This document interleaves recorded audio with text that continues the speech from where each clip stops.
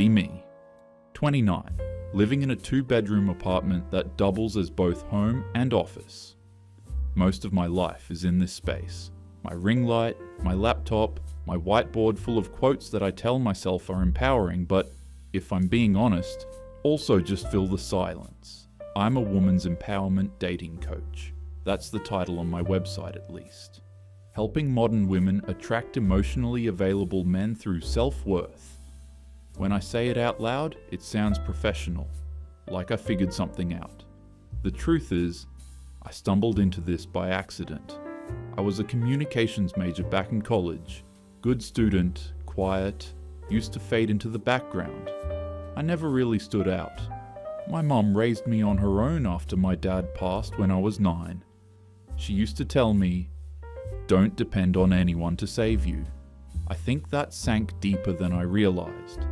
She worked night shifts at a hospital and still managed to keep everything running. Bills, rent, food, she just handled it all. I remember how she'd come home, exhausted, and still lecture me about grades or laundry. I think that's where my whole strong woman image started. I wanted to be like her. Untouchable, unstoppable, unbothered. But when I got older, I kept finding myself in relationships where I was the one holding everything up. My last real relationship was with Tyler.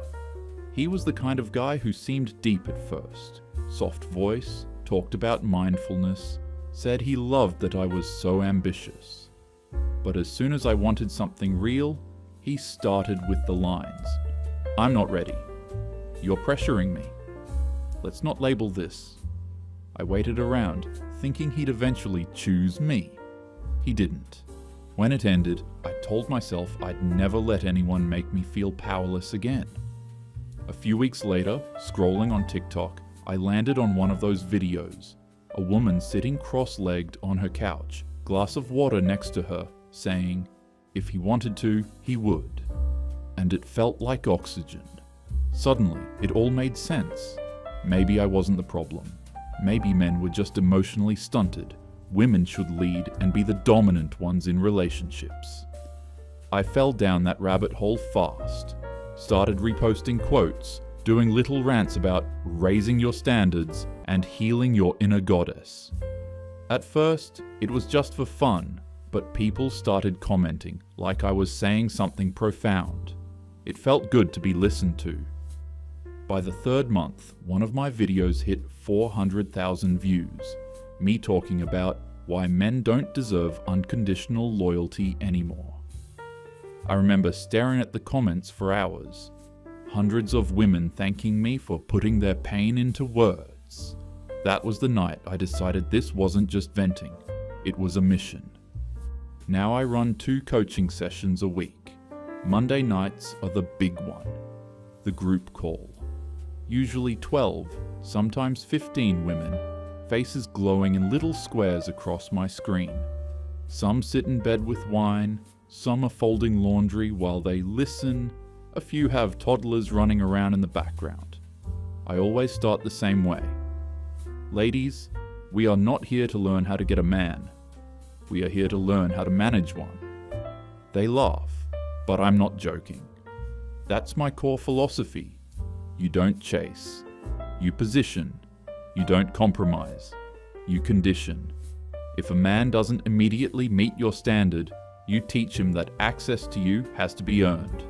Tonight, I'm walking them through my power cycle framework, the 4 phases that make a man step up or step out. Phase 1, minimal engagement, never text first. Phase 2, mirror his effort. Phase 3, withdraw affection to reset the dynamic. Phase 4, reward with limited attention. I tell them, men are simple. When you pull back, they panic. When you reward, they attach. Michelle, one of my regulars, raises her hand. Her ex texted her after 3 months of silence. She wants to know if she should reply. Absolutely not, I say. He's testing to see if you're still available. You need to remind him that silence is the price of disrespect. They all nod, writing it down like scripture. Michelle smiles nervously. saying she misses him a little. Missing him is your nervous system detoxing, I say. Stay no contact. He'll come back, begging. Then Tara speaks up. She's new. Says she's been single 5 years, trying to stay high value, but she's starting to feel invisible. I tell her, when you stop chasing, they have to find you. And if they don't, that just means they weren't men yet. Real men aren't intimidated by standards. They all nod along, the call buzzing with confidence. I feel proud. This is how you fix modern dating, by teaching women to expect more. What I don't admit is that I've never seen these tactics build anything that lasts. Still, the logic feels right. If men are quitting, it's because they can't handle women who finally know their worth. When Tara thanks me and says she feels stronger already, I smile and tell her strength attracts the right kind of man. They believe it. So do I. At least until the camera light goes off. After the call ends, my assistant Jess messages me. She handles all the admin, testimonials, emails, social posts. Jess, do we have any new success stories this week? I pause before typing. Technically, Michelle blocking her ex counts, right? Me. Yeah, Michelle. She reinforced her boundary, Jess. Okay, adding it to the highlights reel. But as I close my laptop, I realize none of them are actually dating. They're healing, manifesting, staying high value. All my metrics look great. Growing followers, better engagement, but nobody's falling in love. And I haven't had a real date in almost a year. I tell myself it's because I'm focused on my business. Dating would only slow me down. Every happy couple I see online looks staged anyway. The cooking videos, the matching outfits, the fake harmony. You can always tell who's running the show, and it's never the woman. That's what I teach my clients to unlearn. A relationship should feel like you're driving, not auditioning. If a man gets defensive about standards or starts asking about body count, he's already showing you his insecurity. Insecure men aren't partners. They're projects. Sometimes people comment, "If your methods work, why are you single?" I laugh. The answer's simple. Because I practice what I preach. Women come to me after trying the old way and getting burned. I'm teaching the new way. One where we stop waiting for men to lead. Everything was going fine. I was making good money, teaching women about their true values and saving the dating scene. Until something went wrong. The first time I noticed something was off was when my notifications wouldn't stop. Hundreds of comments, tags, and stitches. At first, I thought a post had blown up again, the kind that usually brings new clients. Then I opened it. It was one of my old clips, me in a blazer saying, "If a man can't handle a woman with standards, he should date his mother." Someone had stitched it. A guy, maybe mid-30s, sitting in his car during a lunch break, calm voice, no insults. "We're not angry. We're exhausted. You make dating sound like a job interview we can't pass." That line hit harder than I wanted it to, but before I could think about it, the next stitch auto-played. Another guy. Then another. Whole playlists of men responding, not yelling, just explaining why they'd stopped dating entirely. Reddit threads popped up with my name in the title. YouTube compilations. Delusional Dating Coaches Volume. 3,000s of comments calling me proof that men made the right choice. I told myself it was algorithm drama. Outrage always performs. Monday night, group call. Smiles, but a weird tension. Tara's camera is off. A new girl, Bree, looks uneasy. Bree speaks first. "So, I've been following the power cycle thing. I stopped texting first, stopped validating, did everything right. But now guys just unmatch. Like immediately I tell her, good. That means you filtered out the low effort ones." She nods, but she doesn't look convinced. Then Tara unmutes. I tried what you said too, but they don't come back. They just stop. It's like they're not even playing anymore. For a second, no one talks.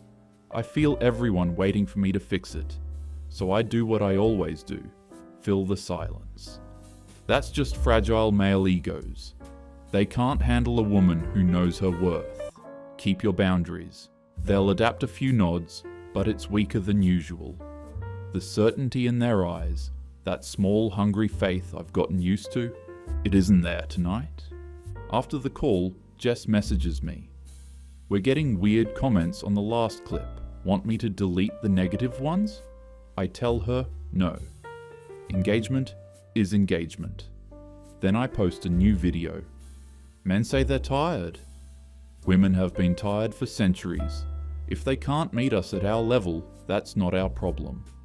I film it twice to get the tone right. Calm but firm, that practiced balance between authority and empathy. I upload it and refresh every few minutes. At first, the likes roll in from my usual crowd. Then the stitches start again. One man duets me, holding a cup of coffee. We're not quitting women. We're quitting pain. We're quitting being disposable. Another shows screenshots of his Hinge inbox. 0 matches in a week. Why keep trying when this is the reward? Scrolling through those videos, I catch myself thinking how sad it looks. Then I remember I'm supposed to frame it as accountability. So I repost one with a caption. Men's fragility isn't our responsibility. It tanks. Worst engagement in months. Even my regular followers are commenting things like, maybe there's a middle ground? Middle ground. The phrase annoys me. There is no middle ground when you're right. Around midnight, I end up on one of those men going their own way forums just to see what they're saying. Half the posts are jokes. The other half read like quiet resignation. Stories about men who deleted dating apps, stopped approaching women, stopped trying entirely. Not hateful, just done. For a moment, I imagine what it must feel like to give up completely. Then I shake it off. Weakness disguised as wisdom. That's all it is. The next morning, Jess calls. You got invited to a podcast. Modern Love Decoded. They want a debate episode. Men versus women in dating. I check the email. They've already confirmed another guest. Ethan Reed, a YouTuber who apparently represents the male perspective. I remember his name from one of the Karma stitches. Perfect. A chance to set the record straight. If men want to quit, fine. But at least I'll make sure the world knows why they were never strong enough to stay. Jess calls me first thing the next morning. Her voice has that careful tone, the one she uses when she's about to say something I won't like. So, about that podcast? Yeah, I saw the email, I say. What about it? They invited that Ethan Reed guy. He's been all over YouTube lately. You sure you want to do this? He's like really popular with men. Kind of their spokesperson. I roll my eyes. Spokesperson for what? Mediocrity? Jess doesn't laugh. I just mean, he's smart, calm, doesn't yell. That kind of makes him more dangerous. He's the one people listen to when they don't like Andrew Tate, but still agree with him a little. Her wording stings more than I admit. I tell her I'll handle it, that I know how to control a conversation, but after we hang up, I find myself typing his name into YouTube anyway. His channel banner is minimalist. No flashy red text or clickbait thumbnails. Just Ethan Reed, Bhakti, honest conversations about modern relationships. His videos have titles like Why Men Check Out and Dating Isn't Dead, It's Drained. I click one. He's sitting at a desk, low lighting, steady tone. Men didn't suddenly lose interest in women. They lost interest in competition for people who don't even seem to like them. He talks about effort, fear of rejection, constant testing. He uses the word disposable 3 times. There's nothing angry about it. That's the unsettling part. He sounds tired. Thoughtful even. Comments are filled with men saying, "Finally someone said it without hate," and women replying, "I never thought of it that way." I keep waiting for him to say something sexist, but he doesn't. Just realism. Calm realism. I tell myself he's manipulating tone for sympathy, but an hour later, I'm still watching. By the 4th video, I have a page of notes labeled counterpoints. Men aren't quitting dating, they're hiding. Burnout equals lack of resilience. Empathy does not equal excuses. I underline that last one 3 times. Fast forward 2 weeks later to the morning of the podcast. I put on my power uniform, cream blazer, gold earrings, hair pulled back in a half bun. Confident, controlled, the kind of woman who could read you to filth without raising her voice. Jess meets me outside the studio. She's holding 2 iced coffees, her nervous energy practically buzzing. "You sure about this?" she asks. "Their audience is like 70% male." "All the better," I say. "Let's give them something to learn from." She sighs. "Just don't get baited, okay?" "Jess, I teach emotional control for a living." I smile like I believe it. The studio is smaller than I expected. 2 mics, 1 host, 1 camera operator. Ethan's already there when I walk in. He stands, shakes my hand, firm, polite, no posturing. Up close, he's nothing like the caricature I built in my head. No smirk, no alpha vibe, just a calm presence that immediately throws me off balance. "Thanks for doing this," he says. "I know online debates can get ugly." "I'm fine with ugly," I reply, trying to sound unfazed. We sit opposite each other, mics between us. The host, Serena, opens with her polished smile. Today we're talking about whether men have actually quit dating, and if so, why. We've got Ethan Reed, relationship analyst, and Ava Lawson, women's empowerment coach. I give my practiced grin. Ethan nods once, calm, unreadable. Serena starts easy. "Ava, you've said men don't try anymore. What do you think caused that shift?" That's my cue. I slide into autopilot, voice steady. "It's cultural." Women finally stopped accepting the bare minimum. When equality started meaning effort on both sides, a lot of men mistook accountability for attack. A few murmurs of agreement off camera. I relax. I know this rhythm. Then Serena turns to him.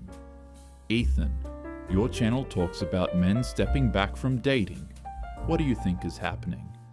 He leans in, elbows on the table. "I don't think men quit because they hate women. They quit because dating stopped feeling mutual. Most guys are expected to pay, plan, perform, prove value, before there's even basic interest shown back. After a few years of that, a lot of them decide peace is cheaper." I laugh lightly, hoping to sound dismissive. "So it's about money? About not wanting to treat women well?" "Not exactly." He stays calm, which somehow makes it worse. "It's about investment without return. You can take a woman to dinner that costs half your day's wage, and if she doesn't feel a spark, that's it. No connection, no thanks, sometimes not even a text back. Multiply that by 50, add rent, inflation, the risk of being labelled creepy just for asking. People get tired. I cut in fast. But women deal with rejection too. We risk safety every time we meet a stranger.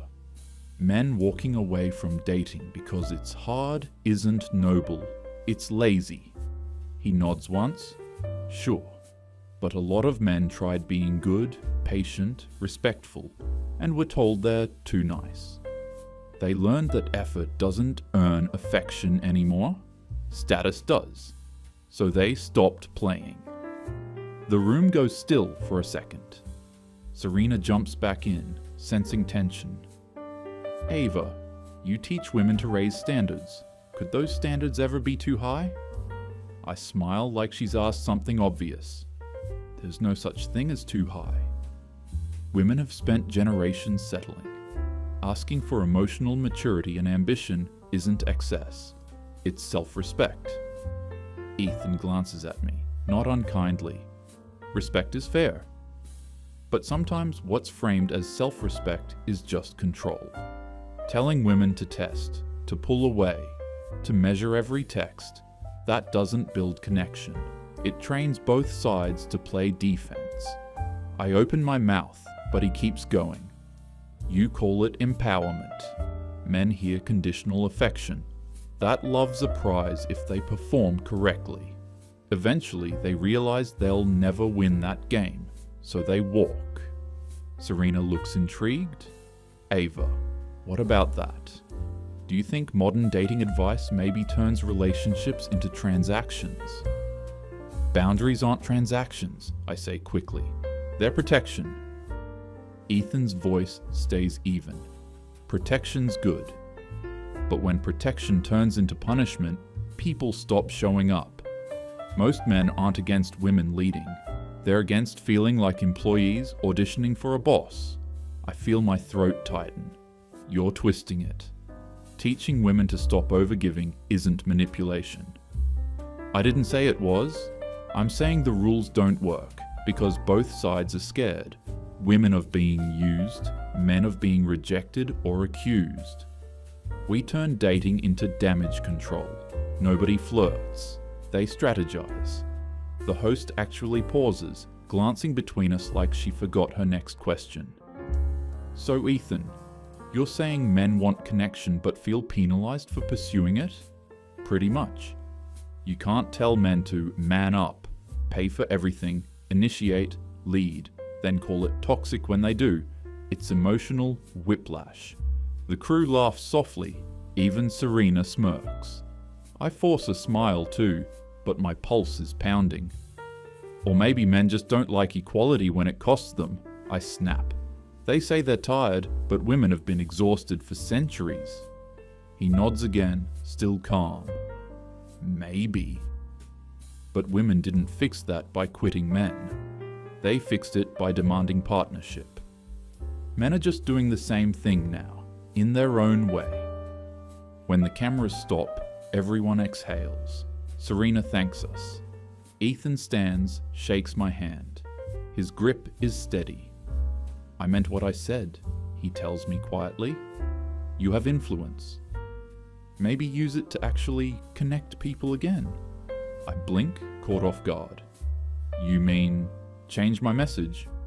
He half shrugs. Maybe just check if it's helping? Sometimes the truth shifts when you look at results, not theories. He walks out before I can answer. In the car, Jess is scrolling comments from the live stream.